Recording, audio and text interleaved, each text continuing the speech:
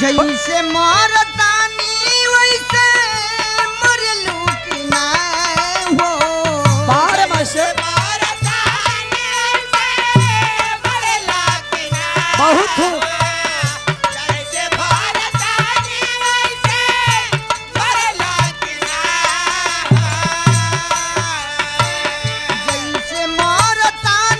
वैसे मरलू कि ना हो अपना पगाली के याद तू करेला कि ना हो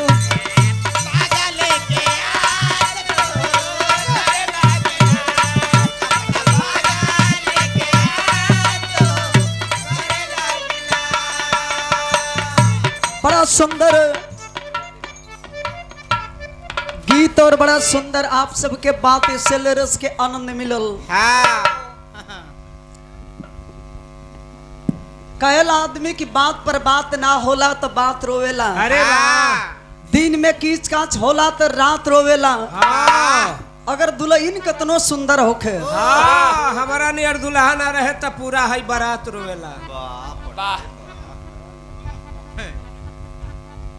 त्रिभुवन जी बताओ तनी कि मेरा मूर्ति आइल बड़ी अपन हवा जमावे खातिर। बिहार से त्रिभुवन जी एगो बात रो याद कर ली, ध्यान वही ज लगावे के चाहे जौन चीज की मिल जा। ध्यान वही ज लगावे के चाहे जौन चीज की मिल जा। आ जोर वही ज लगावे के चाहे जौन चीज की हिलावला से हिल जा। अरे वाह तो ई ना तो हिलही वाला बा ना तो मिलही वाला बा। तो का जोर लगावे के बा वही तरह हिला के छोड़ देवे के बा। गीत सुने के मिलल एक से बढ़ी के एक।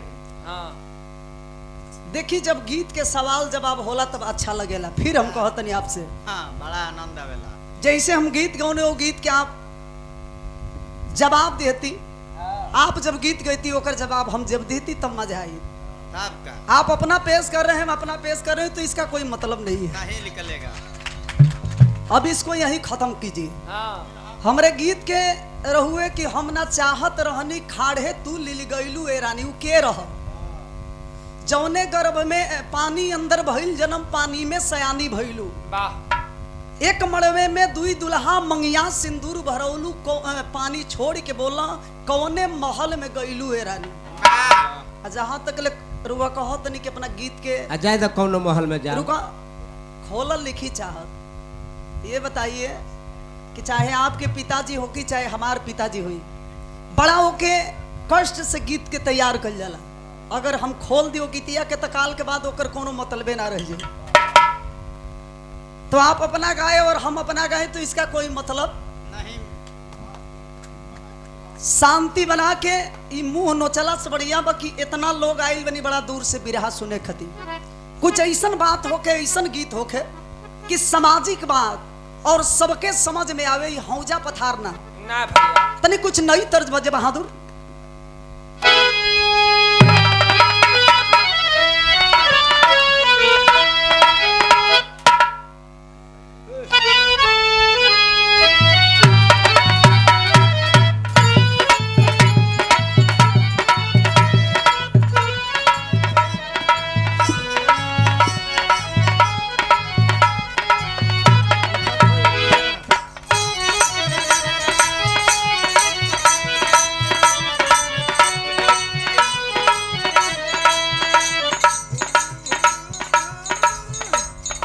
एगो रउआ सबके बीच में जौन गीत बजता आज 22 साल पहले, ई मत जानी कहतनी कि 25 साल से हम कोनो घास नहीं खिनोचल। तो ई मीरा मूर्ति के ऐसन देहिया देखबे रुका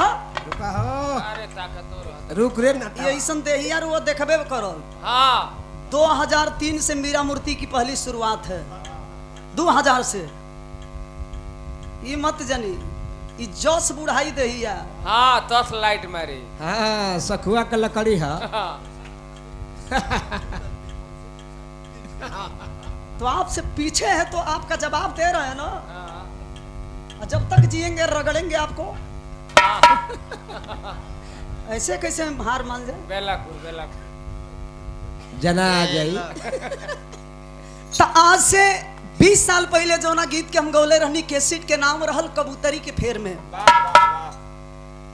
जौन की आज के जमाना में मेहनी के कुछ कलाकार लिखवैया हमारे कवि जी लोग चोरी के तनी मनियों के बदली के गौले वालो। जौना गीत के घड़ी चर्चा बा पियर फराक वाली। अरे वाह। पवन सिंह के आवाज में आप लोग के गीत के सुनत नहीं तनी बजाई थी मास्टर साहब। अरे अइला बाराती करे या कि हमसे बात करे, कि हमसे बात करे। अरे मांगे में मोबाइल नंबर लगता रो हाथ धरे।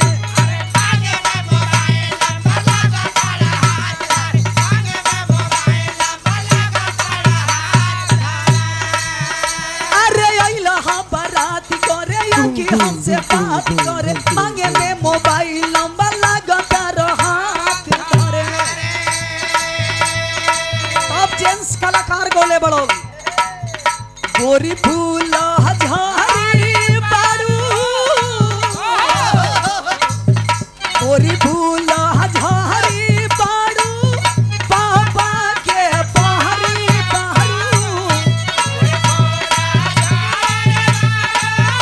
पापा के पहरी बारू।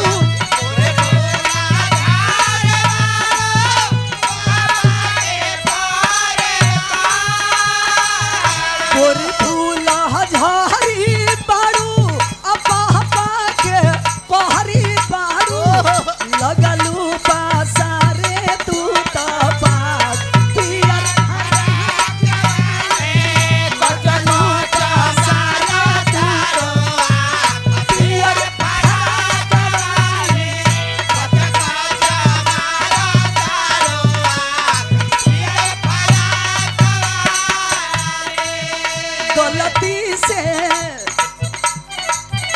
गलती से ये जान पकड़ा गई नहीं हो। गलती से ये जान पकड़ा गई नहीं हो। गलती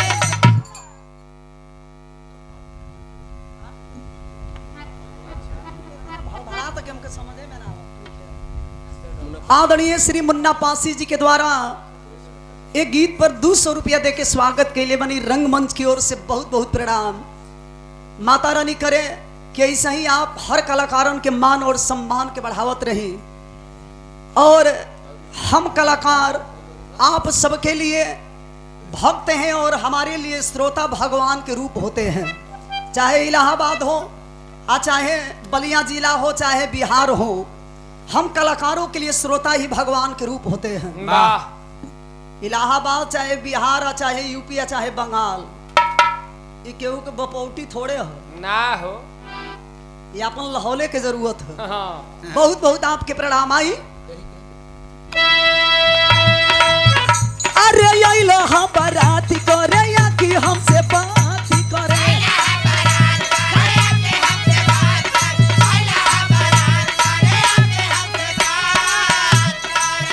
अरे मांगे में मोबाइल लगता रो हाथ धरे।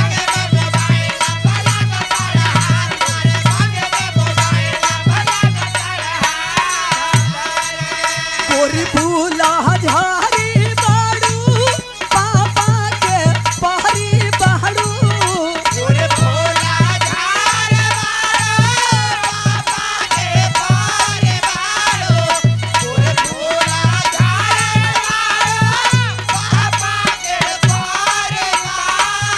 गोरी फूल झाड़ी बारू, पापा के पहरी बारू। लगलू पासारे तू तो पास पियर फराक वाली।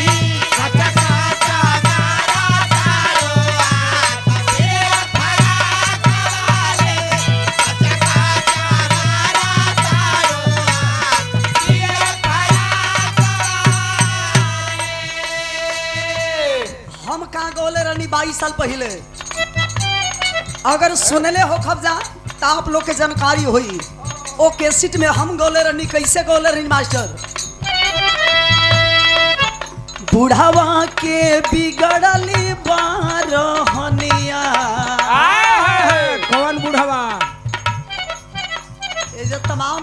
दादा लो बैठल होई लो।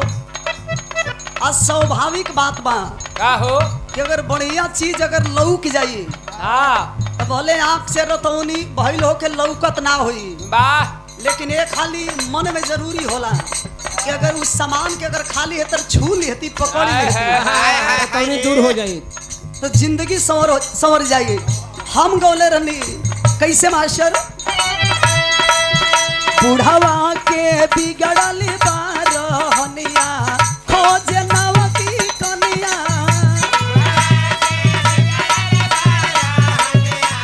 खोज नवकी कनिया,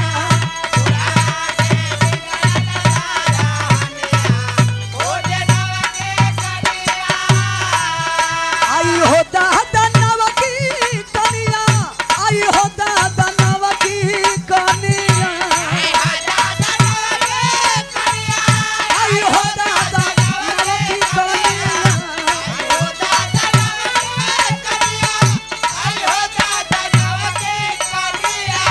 आई हो दादा नवकी कनिया, आई हो दादा नवकी कनिया।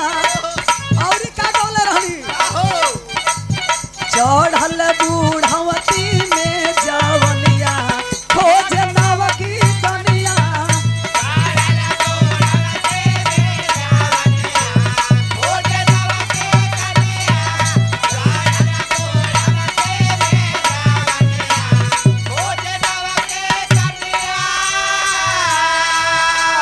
मास्टर ज्यादा बूढ़ बूढ़ कहब जा तुमरे बुढ़ऊ दादा लो हमारा पर नाराज हो जाई लो। हाँ पहले की शुरुआत रहल देखी किस्मत के इतना तेज रहल इंसान। हाँ चंदा कैसेट कंपनी से निकलल तमाम हमने के यूट्यूबर भैया लोग बैठल बनी, AAA कंपनी से जौना कैसेट के नाम बुढ़ैया में माल खोजे बुढ़वा, जौन कैसेट दिनेश लाल उर्फ निरहू जी के साथ में रहल। अरे वाह आज देखी ओके जे गायिका बा ओकर नाम हटा दियल गई। हाँ। देखी दुनिया कितना तेज बा, लेकिन हमारे आवाज में जे भी गाना सुन ले बा आप लोग जरूर पहचानत हो। कब हम गोले रहनी कैसे, बढ़ी पर्दा बढ़ी, अरे नई के उमर के खयाली, अरे नई के उमर के खयाल बुढ़ैया में माल खोजे बुढ़ावा,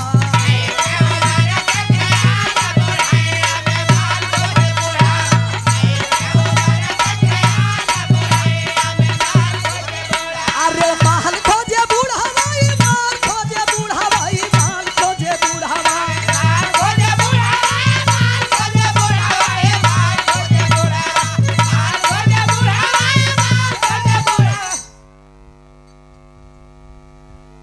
मनोज जी की ओर से सादर 101 रुपये का आशीर्वाद हम निवेदन करतनी। बस ओकरा बाद से एक ऐसन विरहा सुनाई कि आप लोग के प्रता भेटा जाई। बहुत बहुत प्रणाम, आशीर्वाद के प्रतीक्षा बा। हमारे खातिर आपे लोग भगवान बने तो शांति बना के एक ऐसन विरहा जौना विरहा में कि हर क्वालिटी के आप लोग के मजा आवे। वाह आई डायरेक्ट मास्टर साहब जाइए।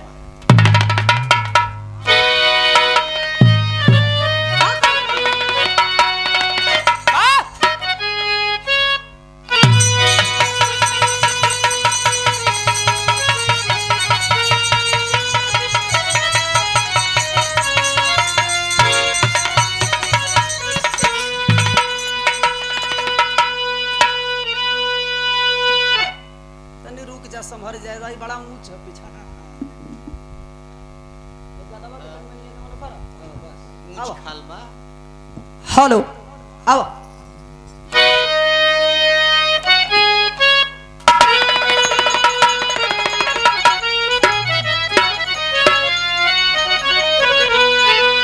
कवि जी भूमिका में भाव लिखते हैं। तमाम हमारे पढ़े लिखे लोग बैठे हैं। कवि का संकेत क्या है बताने की जरूरत नहीं, आप सब खुद समझ जाएंगे। भूमिका में भाव लिखते हैं कवि क्या बहादुर,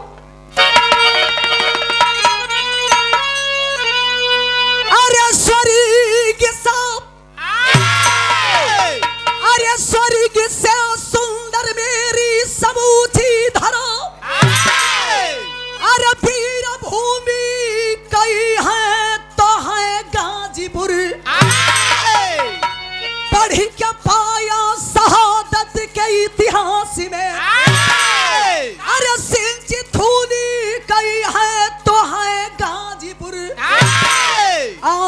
का सियाना यहीं पर मिला। अरे किंतु जज्बे की धारा भी है गाजीपुर, कोई उपमा नहीं शेष जिसके लिए, गया गुरु का द्वारा भी है गाजीपुर।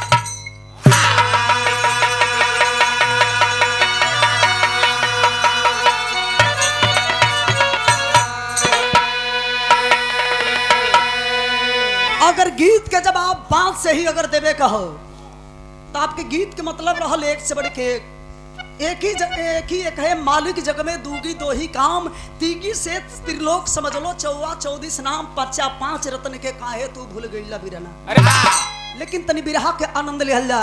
बिरहा में कवि जी हमरे गजल के अंदाज लिखल बहादुर।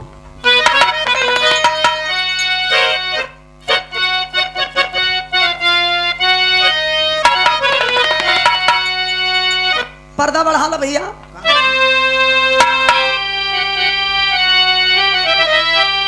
उस समय का भाव है जब हमारा देश गुलाम था, हम सारे लोग इस देश को आजाद कराए। उस समय कवि का इशारा क्या है बहादुर? और ही बढ़ाओ।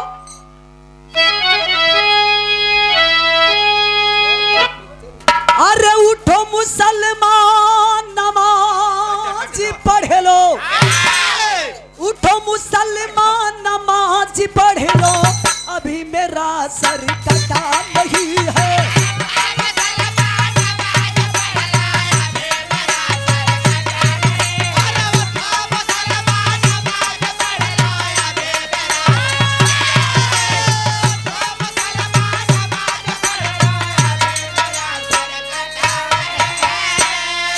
अरे उठो मुसलमान नमाज पढ़ लो, अभी मेरा सर कटा नहीं है।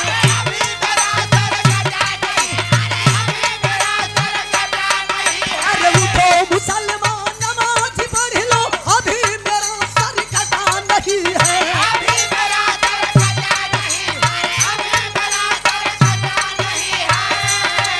अरे हुसैन ने जो दिया शहादत, हुसैन ने जो दिया शहादत, कोई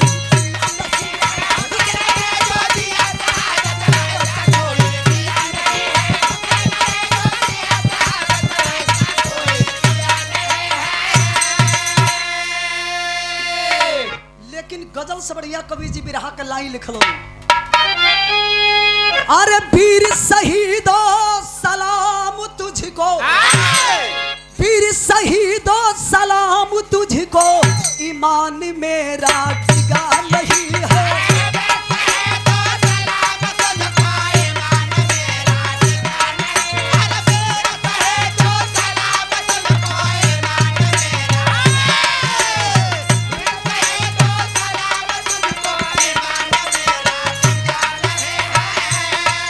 अरे वीर शहीदो सलाम तुझको, ईमान मेरा डिगा नहीं है।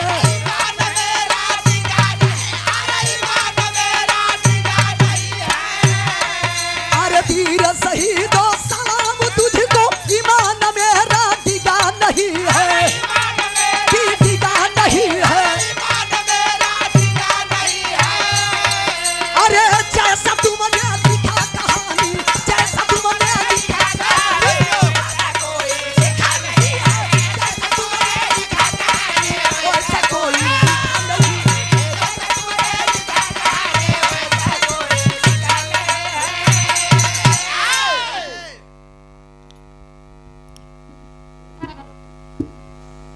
आदरणीय हमारे मुन्ना पासी जी के सौजन्य से सादर 201 रुपए का आशीर्वाद, बहुत बहुत प्रणाम। वीर शहीदो सलाम तुझको, ईमान मेरा डिगा नहीं है। जैसा तुमने लिखा कहानी वैसा कोई लिखा नहीं है। याद कीजिए उस वक्त का जब हमारा देश गुलाम था, वाह वाह। हम केवल एक ही नारा लगाते थे और खून दे करके देश को आजाद किए। लड़ाई आज भी जारी है, आज भी प्रतिदिन हमारे देश के जवान सरहदों पे कुर्बान हो रहे हैं। यहाँ एक फौजी जवानों का सवाल नहीं, यहाँ 2 फौजी जवानों का सवाल नहीं, प्रति आखिरी दिन हमारे देश के बहादुर जवान सरहदों के ऊपर अपने आप को कुर्बान कर रहे हैं। कहानी बाकवन समय के बिरहा के अंदर नजम के लाइन लग गई, तनी मुनी उठा कर रहा।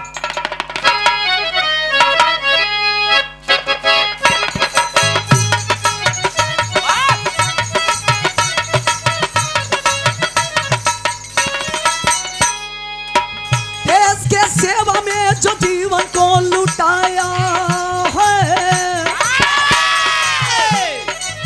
देश के सेवा में जो जीवन को लुटाया है, सिंहासन शहीदों का स्वर्ग में नुमाया है।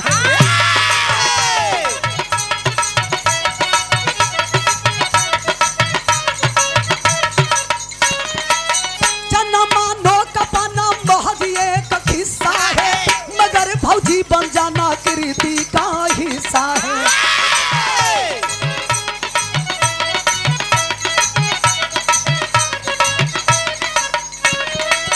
शहादत की नदी गाजीपुर से निकलती है, जवानी जवानों की हर घर से मचलती है।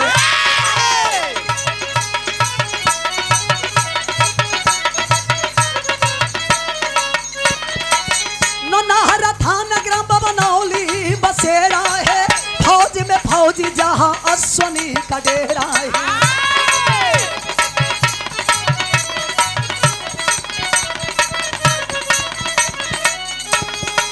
पिता श्री राम नाम लाल मोहन माता का, पिता श्री राम नाम लाल मोहन माता का, पिता का साया उठा ले खता माता का।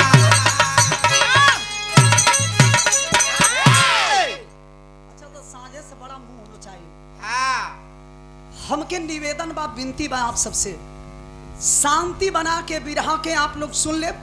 आ इंसानियत नाम के चीज आप लोग के दिल के अंदर हुई ते बाबू, आंख से आई चाहे ना आंसू, लेकिन एक बार सोचे पर आप जरूर मजबूर हो जाएंगे। हमारे देश में दो ही ऐसे लोग हैं जिनको हम नेता मानते हैं, जानते हैं? पहला, हमारे देश में कौन ऐसा व्यक्ति है जिनको हम हीरो कहते हैं? दो ही हीरो ऐसे हैं देश में, किसान और सीमा पर जवान। अगर हमारे किसान भाई नहीं रहेंगे, अगर खेत ना जोताई ना बोआई, तो जितना ही अंबानी आई बालो अंडानी की फंडानी, ये पूंजीपति वाला लो, ये मैं जना के मुंह में लाला पड़ जाए। जिस देश को हमारे बहादुरों ने आजाद कराया, हिंदुस्तान के धरती कोई साधारण धरती नहीं है, जिनको हम सोने की चिड़िया कहते हैं। इंडिया इज दी गोल्डन बर्ग, हमारा देश सोने की चिड़िया कहे जाने वाले देश। आज के समय में गोबर की चिड़िया भी कहे जाने में शर्म आती है। आए दिन बहादुरों ने अपनी जानों की बाजी लगाते हैं। जिला गाजीपुर, थाना नौनहरा, ग्राम चकदाऊदपुर के रहने वाले एक किसान और यादव बिरादरी का छोटा परिवार, घर के मेन गार्जियन, पिताजी के नाम श्री राम यादव, माई के नाम लाल मुनि देवी। लाल मुनि देवी से भगवान 3 गो बेटा देले बड़न। सबसे बड़ा बेटा जिस बेटे का नाम अश्वनी कुमार यादव, मझिलका बेटा जो ने बेटा का नाम अंजनी कुमार यादव, तीसरा बेटा जो ने बेटा का नाम अमन कुमार यादव। अमन कुमार यादव के 12 साल के भी उम्र हो। पिताजी किसानी करत, सोच बड़ी ऊंची है। हम किसान हैं तो क्या, अरे भाई किसानी करेंगे और अपने तीनों बच्चों को पढ़ा करके अच्छा इंसान बनाएंगे। इस समय कौन चीज की जरूरत है ज्यादा? एक रोटी कम खाइए चलेगा, अच्छा कपड़ा नहीं पहनिएगा चलेगा, लेकिन आप सबसे हाथ जोड़ करके मेरी विनती है कि अपने बच्चों को आप अच्छा तालीम दीजिए, अच्छा शिक्षा दीजिए। पहले का आदमी बोरो ढोई के जीवन के गुजर बसर कर ले। 10 गो जियाइयो ले चलना है। ये घड़ी के जमाना में देहे देहे कमाईबा तब समय पर भोजन मिली।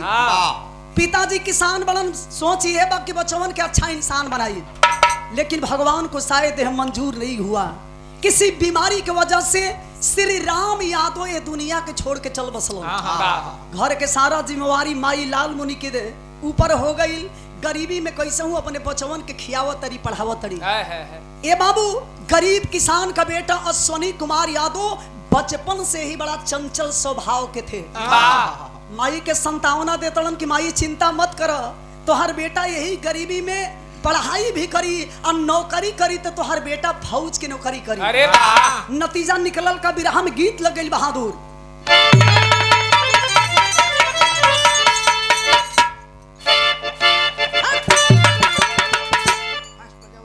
आइए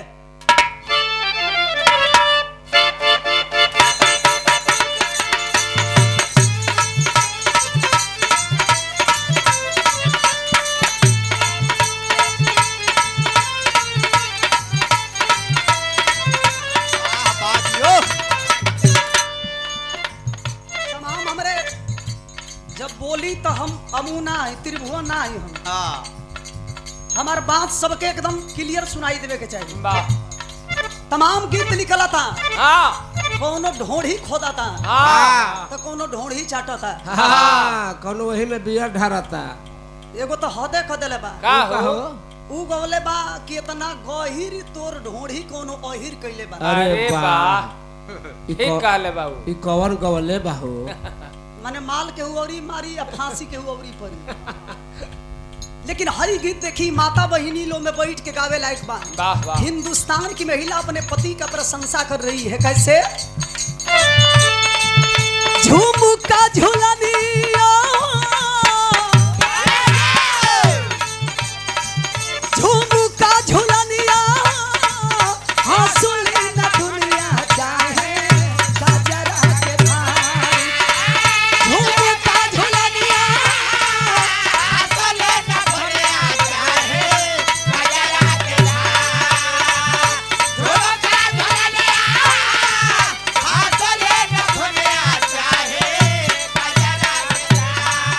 अरे झुमुका झुलनिया हंसुली न दुनिया चाहे गजरा के भारी।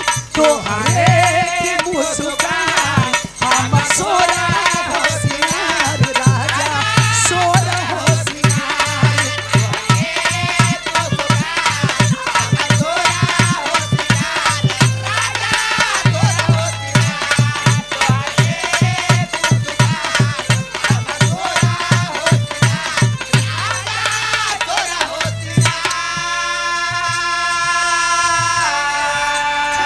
इंसान अगर मन में ठान ले कि मुझे कुछ करना है कुछ बनना है तो उसे कोई रोकने वाला पैदा नहीं लिया है। वाह। किसान का बेटा मन में ठान लिया कि मुझे फौजी बनना है, लिखना पड़ा क्या?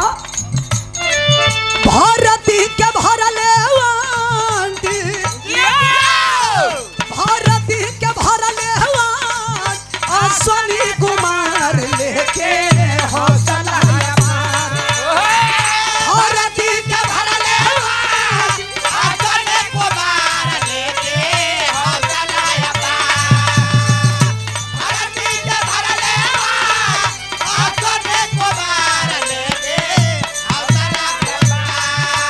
वर्दी सितार दिलवा कोहे सब बार, दिलवा कोहे सब बार।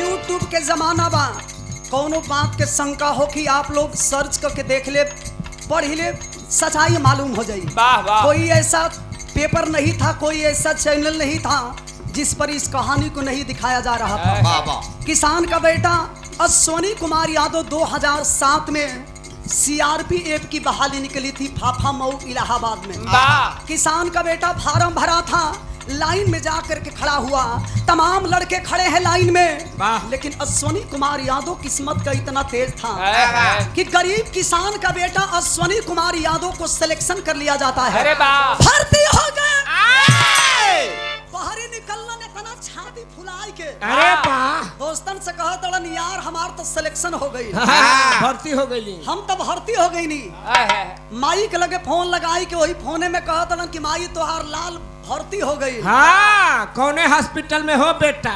ए मारा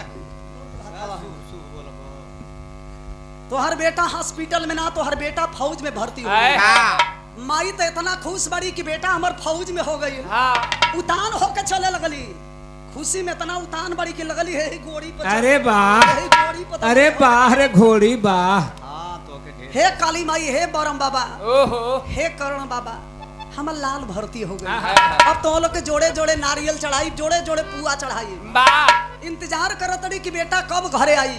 अश्वनी कुमार यादव अइला हन, आरती उतारत तड़ी।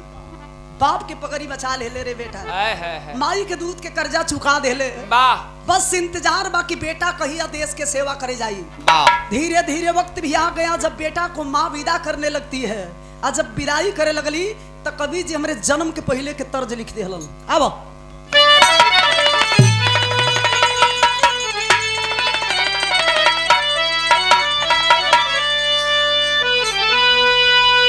देखा है कि बिगाड़ो मत, तनिए के मन से बनाओ। कहेल आदमी की बिरहा के मतलब स्वर्गीय रामदेव। हाँ रुआ कहानी है कि इतना केसिट हमार बाप इतना ज्योति दिहलन। हाँ अच्छा वहाँ का तो ज्योति देनी जोर रहल तो वो खेत के तू परती डलबा है नहीं तू जोता, जोताई जोताई। तोरे जांघी में कूबा था तो तू जोता। अरे ज्यादा दूब लाग गइल बा, जोता जाई। अभी ना की जिंदगी भर बाबूए के जोतल खाई जाई।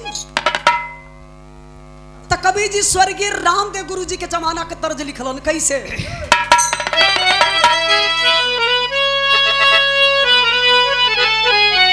जवानी के आलम में गीत के गाई छुई हम तू कैसे गाई। करे कवरी करनवा, क्या भैया कवरी करनवा, अरे सहरी भागे पिया पपिहा के बोलिया जहरी लागे।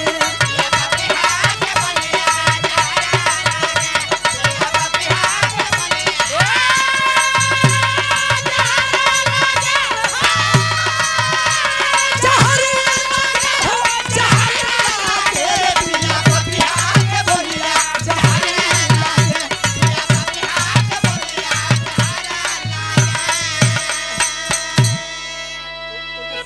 माई जब विदाई करे लगली है लाल के तो रोवा तड़ी कहा तड़ी के बेटा एगो माई के छोड़ के एगो माई के सेवा करे जाता ना वाह तो ये माई के बात हमेशा याद रखिए। का कह तड़ी आई कर जा बेटा दिल ना, कर जा बेटा दिल ना, अरे उदास रखी हो बाकी घरवा हमेशा अपन यादी रखी हो।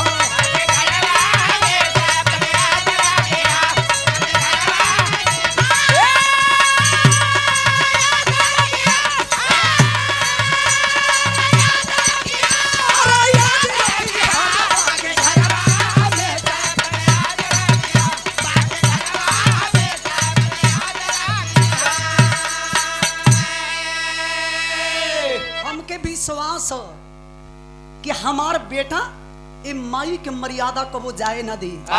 किसान के बेटा भले बड़ा लेकिन बेटा वादा कर कि माई के दूध के कर्जा चुकैबा और कभी वो कमीनन के सामने तो हर गर्दन ना झुके। अरे वाह, किसान का बेटा अश्वनी कुमार यादव वादा किया कि माँ मैं कसम खाता हूँ कि हिंदुस्तान की पानी कभी खत्म होने नहीं दूंगा। लिखना पड़ा क्या, अरे बेटा वह हमारा रोकी है देशवा के खातिर।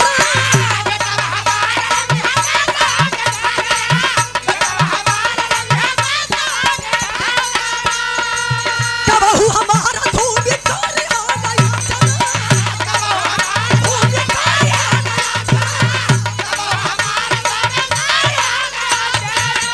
यारा जिल्ला छतिया में अपना, यारा जिल्ला छतिया में अपना, अरे भवला दिन रखी हो बाकी घरवा हमेशा अपनी यादी रखी हो।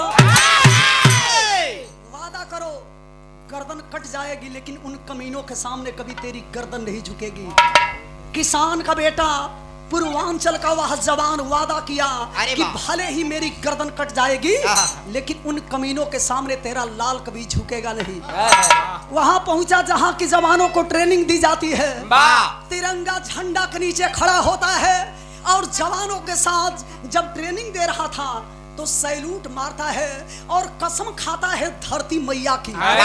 यही नारा लगा रहा था, इनकलाब जिंदाबाद, इनकलाब जिंदाबाद, भारत माता की, भारत माता की जय, भारत माता की जय।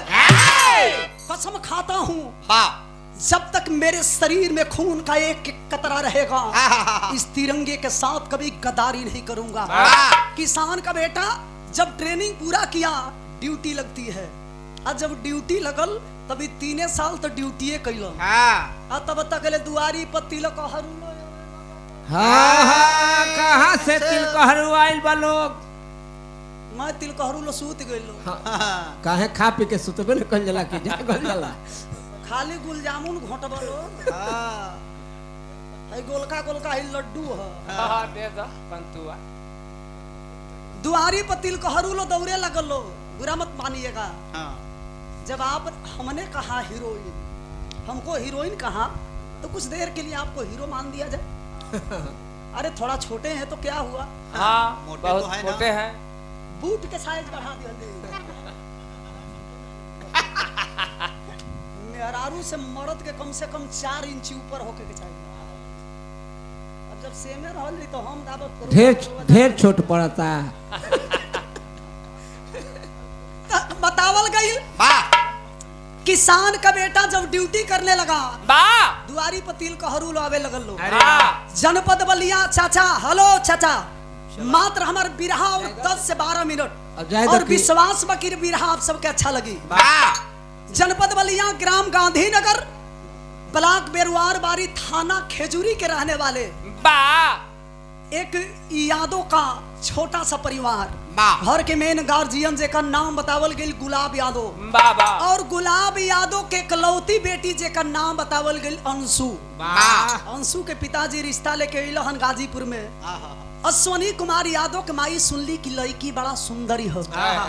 लड़की तो 10 गो लड़की में लड़की। अरे राम हो राम, अरे राम हो राम, लड़की तो छछात लक्ष्मी।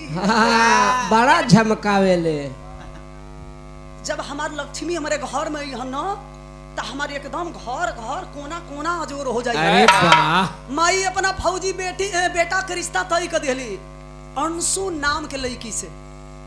समय पाई के शादी भइल, अंशु दुल्हन बन के गाजीपुर में अश्वनी कुमार यादव के घर अली। शादी ब्याह ऐसा चीज है। आधा अंक की मालकिन अर्धांगिनी को कहा गया है। वाह वाह। वो मेहरारू अपने मर्द के संगे 1 साल 2 साल ना 2007 में भर्ती भई रहल। 3 साल के बाद ड्यूटी भइल। अरे 3 साल के बाद शादी भइल, और 3 साल के बाद जब शादी भइल तो बाबूजी 2010 से लेकर के अंशु अपने पति के साथ जानते हैं कितना वक्त बिताई है? कितना? 2020 तक बिताई है। और 2020 आवत है, आवत भगवान दुगो दे देले बड़न। का दे देले बड़न? दे जब पियराए लगी, पिलिया हो गई, गाल जब चिकना जाई, गाल, पैर जब भारी हो जाई, पैर में भी घाव हो गई। तोरे में दोष ना। और दुगो 4 गो बाणा सब कुल मैं बटैया हमस ना हो तब के करहस। वो इनका बाबूजी का हो सो तू जे का कर। अच्छा तो देखी, एगो बेटा एगो बेटी भगवान देले बड़न। खुशी खुशी परिवार समय बितावत, लेकिन देखी कब किस्मत करवट ली केहू ना जानेला। वाह वाह। 2020 और मार्च का महीना चल रहा था। वाह। मार्च के महीना ऐसा महीना है। वाह महीना साला 3 गो महीना बड़ा खतरनाक। अरे वाह। कौन कौन? सावन के महीना मेहरारून खाती, फागुन के महीना मर्दन खाती, कार्तिक के महीना कुकुरन खाती। वही के एजेंट है। हाँ, वो महीनवा में हरदम रहबे करेला। ये खाली इलेक्शन लड़ रहली बेचारा, एक गांव के विधवा पिल्ली ओटना दिहल। हाँ, यही से बेचारा इलेक्शन हार गई। हाँ, यही से तो ओकर बाबू हार्ट अटैक के मर गेलन। ठीक ना चुप रहो। तहाई देखी आज 2020 मार्च के महीना बा। अच्छा तो जब फगुनाहटा चले मास्टर तो दुल्हन के याद अपने पति के सतावत, फोन लगावतिया। आज जब फोन लगौलस तो कबीर बिरहा में गीत लिखलन। अरे ये हो हमर सोनवा, अरे ये हो हमर सोनवा,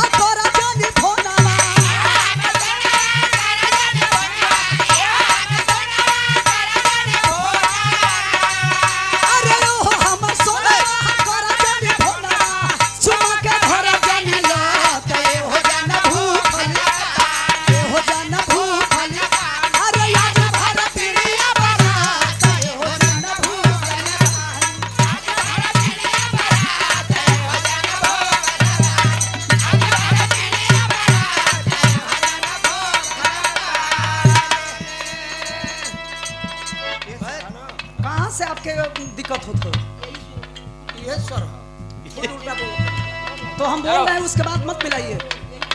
धुन से बढ़िया कबीर जी बिरहा का लाइन लिखलन कैसे, अरे भगुआ में आइला न बतिया भुलाइला,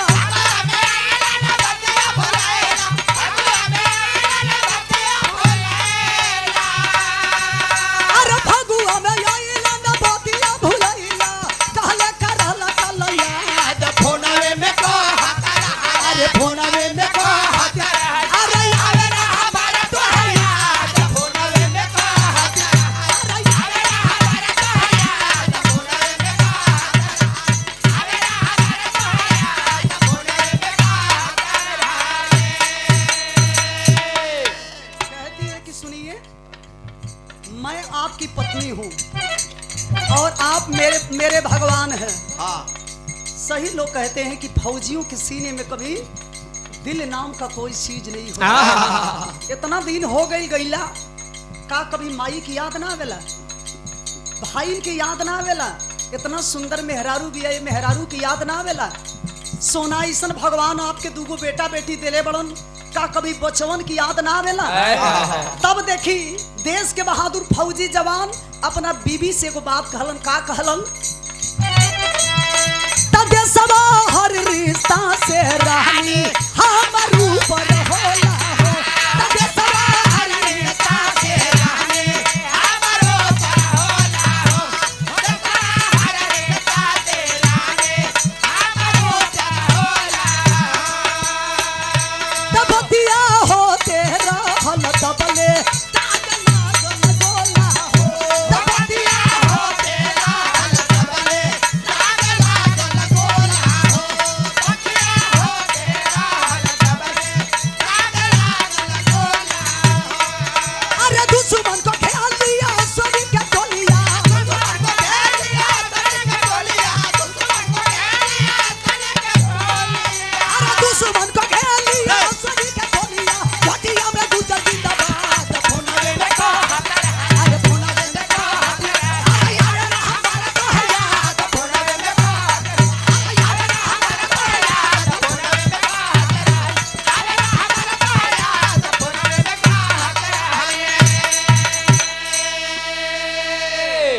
मर्द मेहरारू में बात होते रहल और तब तक ले बगल से आवाज होखे लगल। कहते हैं सोनी कुमार यादव को, सुनो अंशु, हाँ हम ठहरे फौजी आदमी, हम फौजियों के लिए सबसे पहले देश के सेवा, अरे उसके बाद परिवार। ऐसा काम करो कि जल्दी फोन रखो, ये साले बगल वाले लग रहा है हरकत से बाज नहीं आएंगे। अरे वाह! एक कमीने बगल वाले दोगले होते हैं। हाँ, कमल बगल वाले, बगल वाले के मतलब निशाना उधर मत लगाइए। हाँ हम दोनों एक दूसरे को बहुत चाहते हैं। तीसरा हमने के मंच पर उतर जाएंगे का, शरीर भले दो है लेकिन जान एक ही है। अरे बगल वाले साले हरकत से बाज नहीं आते, दोगले होते हैं। बगल वाले का मतलब मेरा पड़ोसी मुल्क पाकिस्तान। अरे एक कमीने ऐसे मानेंगे नहीं। तुरंत बीबी फोन रखती है, साथियों के साथ वहीं पहुंचता है जहां से की आवाज हो रहा अरे है। वाह! यही नहीं, आप पेपर में पढ़े होंगे, अश्वनी कुमार यादव अपने बटालियन के साथ 4 आतंकियों को मार गिराने का काम किया। बहादुरी के परिचय देने वाला गाजीपुर का लाल ऐसा मेहनत किया कि उसकी जानते हैं दूसरे जगह ड्यूटी लगाई जाती है। कहाँ? कश्मीर के कुपवाड़ा जिला हिंदवाड़ा सेक्टर में, जहाँ की एक रोज पहले हमारे देश के 5 फौजी शहीद हुए थे। वही जब ड्यूटी लगावल गई, जानकारी जब मिलल, अरे भाई एक दिन पहले हमनी के 5 गो फौजी देश के सेवा करत करत यही जो शहीद हो गइलन।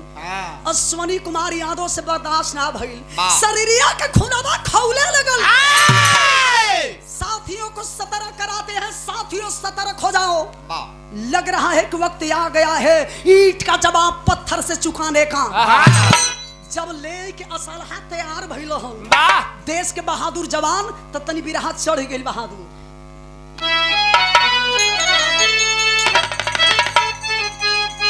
देखा तनी औरी बढ़ा, आवा ना तू आवा। सुना, देखो बता तनी तो के शेर कतनो बुढ़ा जाए जब खाई हाँ। मांस खाई घास ना ना तो वो शेर ना वो शेरनी है मेरा। हाँ अब तू देवे में लागा थोड़ा भूकुर भूकुर कर। का करबो अरे जब आ रहा है तो आने दीजिए। हाँ बिरहा के भाव लिखल गई कैसे? बहादुर जवान जब चलन पोजीशन लेके पोजीशन लेते हो आप पोजीशन लेके चलन तो धून से बढ़िया कवि जी बिरहा के भाव लिखल। अरे बदला ले बे चले से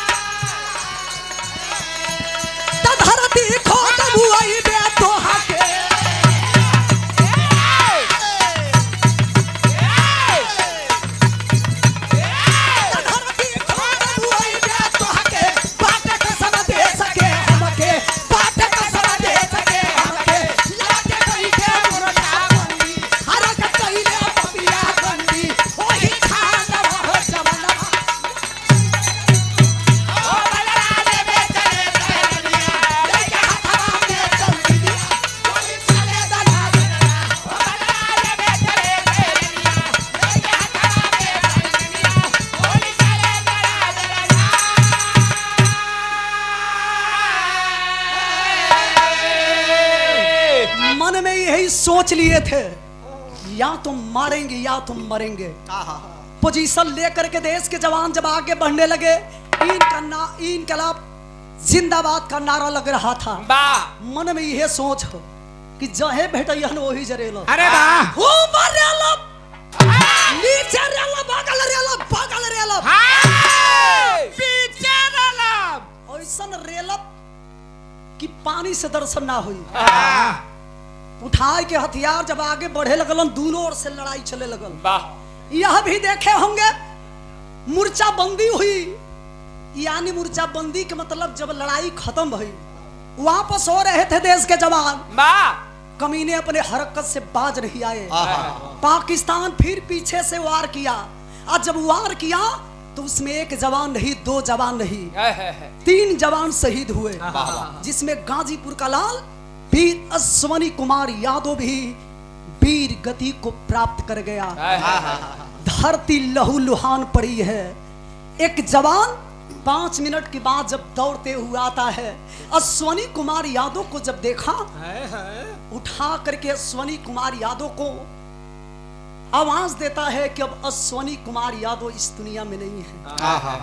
एक जवान कहता है कि सबसे पहले इसके घर सूचना दे दिया जाए। कुछ लोग इकट्ठा होते हैं हमारे देश के बहादुर फौजी और जब इकट्ठा हुए तो कवि जी बिरहा में टेरी लिखते हैं बहादुर।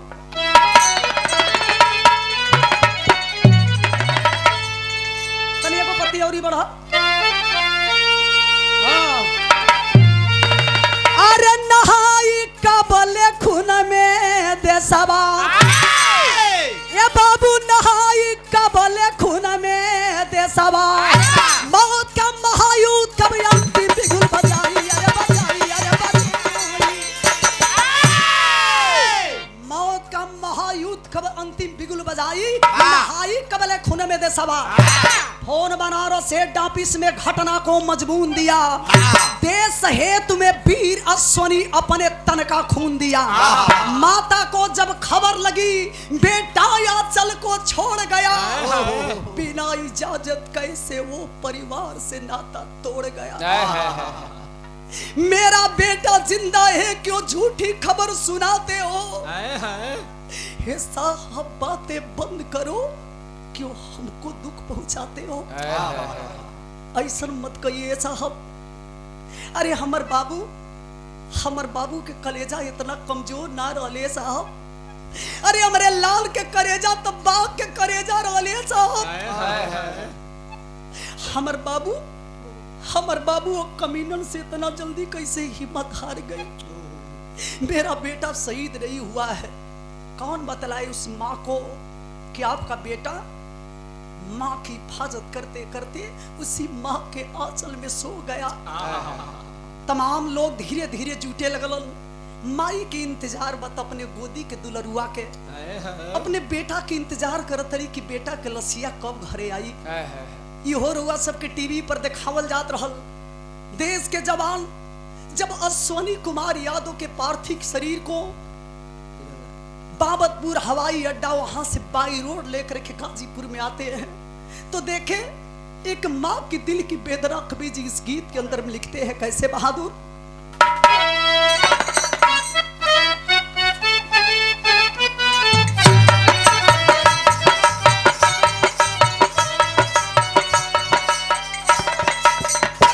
और बड़ा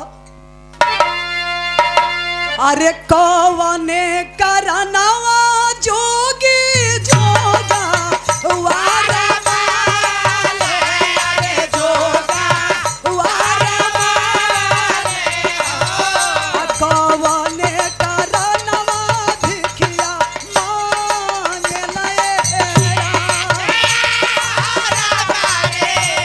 कौने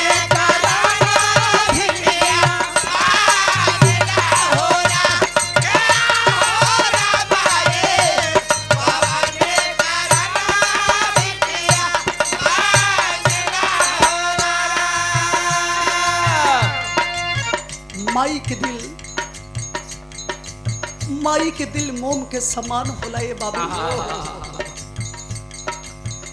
पूत का पूत हो जाए लेकिन माथा को माथा ना होली ना। उस दिन को याद करने लगी। एगो ऐसने समय रहा कि बचपन में अपने बाबू के यही आंगन में अंगुली पकड़ के चलने सिखौले रहनी ना। अपने मुन्ना के कटोरी भारी भारी के दूध पिलौले रहनी। आज ये बेटा ये दुनिया के छोड़ देहलस। तमाम लोग जुटल बड़न हथवा जोड़ा तरिए बाबू ये भैया बस एक बार अपने लाल के देख लेती छातिया जुड़ा जाई। रो रही है तो लिखना पड़ा क्या? खाई के पछारा गिरी जाई ली माता रे आया रे गिरा ली माता रे आहो आइल जबलसिया दुआर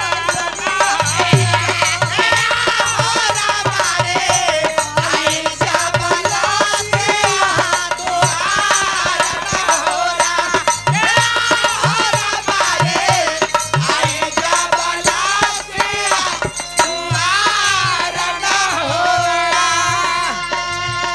बोलाई तुल डलाई बेटा रे बुढ़ाई आया रे हम रे बुढ़ाई हो काहे लुटला बहुअरी के सिंगार तेरा हो रमा हो काहे लुटला बहुअरी के सिंगार हो बेटा हो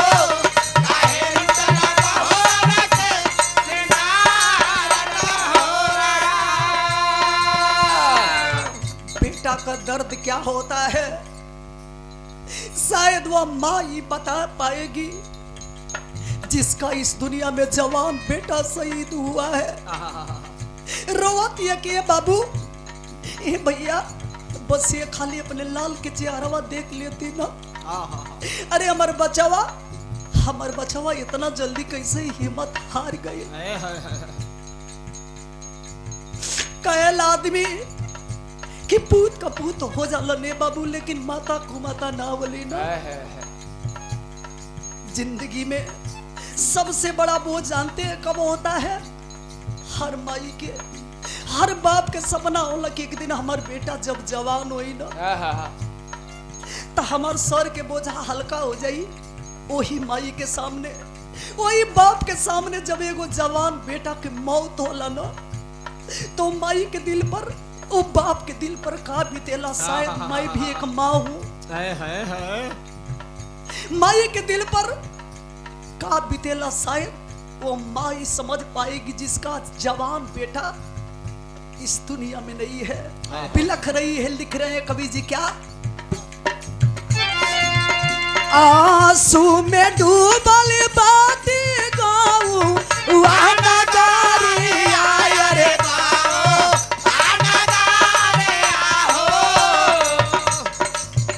आंसू में डूबल बाती गाऊं वाना गारी आया रे वाना गारी छतिया के चिरे चीता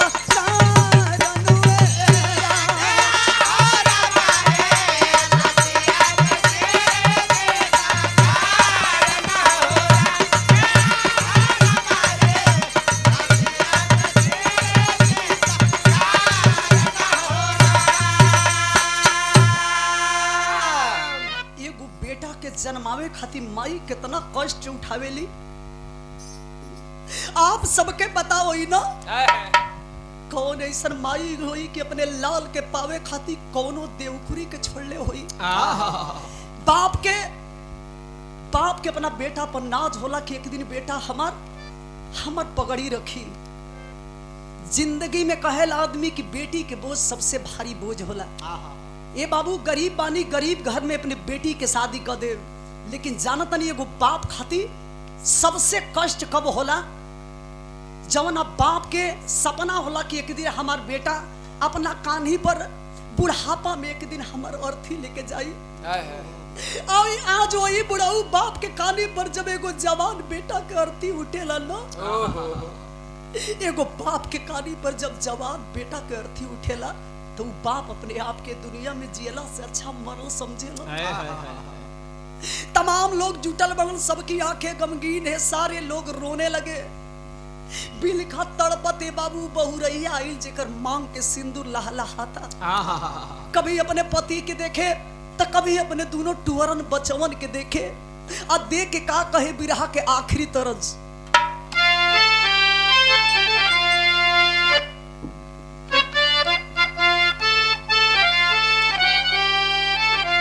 बिटिया रानी की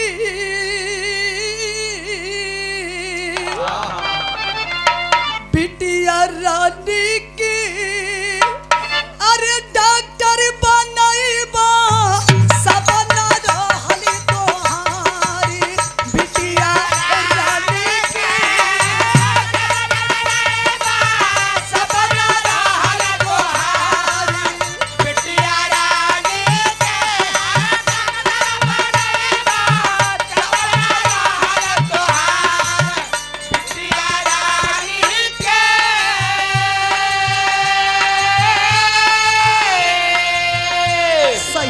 पति से कहती है कि काजी वो दिन के भुला गई नहीं।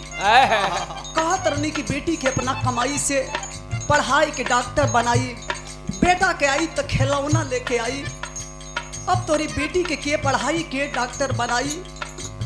कभी शहीद पति के दिखाती है तो कभी अपने टुअरन बचवर के देखे आ कहे कि काजी बस एक खाली मुआवा खोल के बोल दी, आपके टुअरन बचवन के लेके हम कहाँ जाई।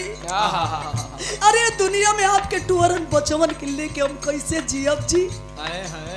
कौन बतलाए कि जाने वाले कभी लौट करके नहीं आते, कभी जी इशारा करते हैं। एगो मेहरारू के दिल की वेदना कैसे याद दिलाए।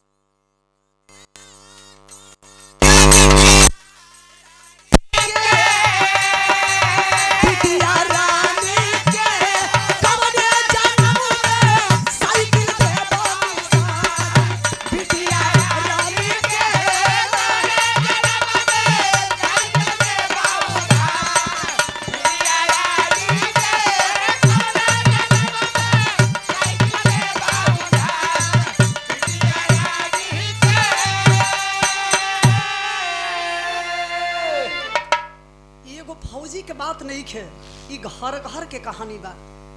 गांव जवार के लोग समझाई बुझाई के अश्वनी कुमार यादव के अर्थी के लेके चलन श्मशान घाट के तरफ।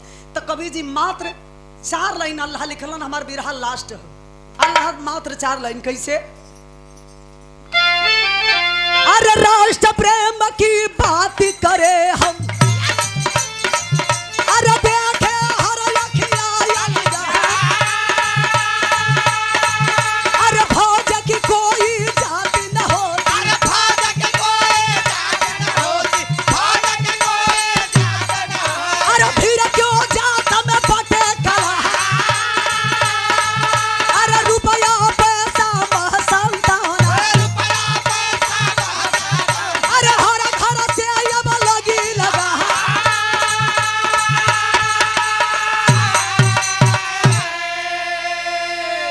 हमार बात हमार बिरहा आखिरी बात अगर नीक लगी तो हमारे नाव पर ना।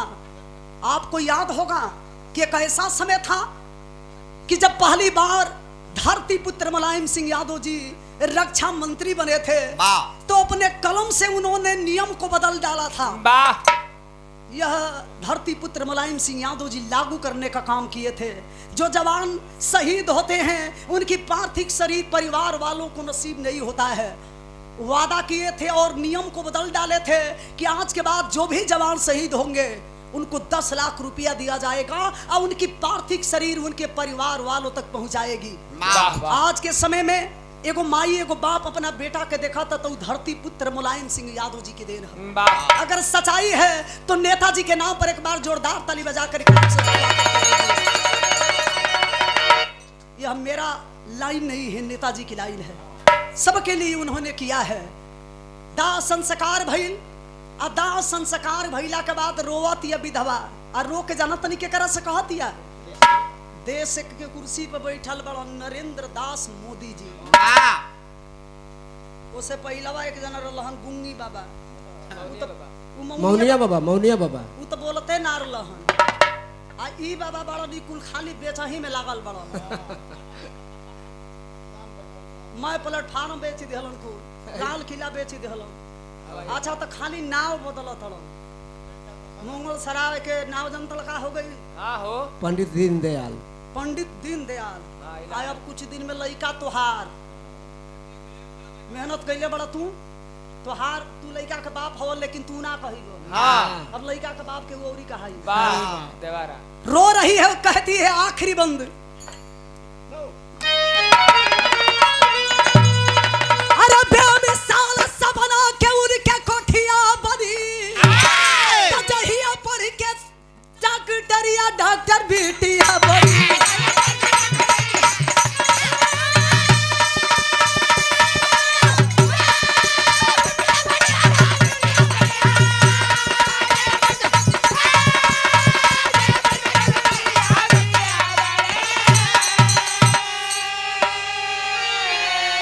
गुरु बिहारी गुरु गणेश थी मौत बनी दुखदाई। अरे सूरज चंद्रिका प्यारा लाल के कलम से आंसू आई, कवले खून में देसवा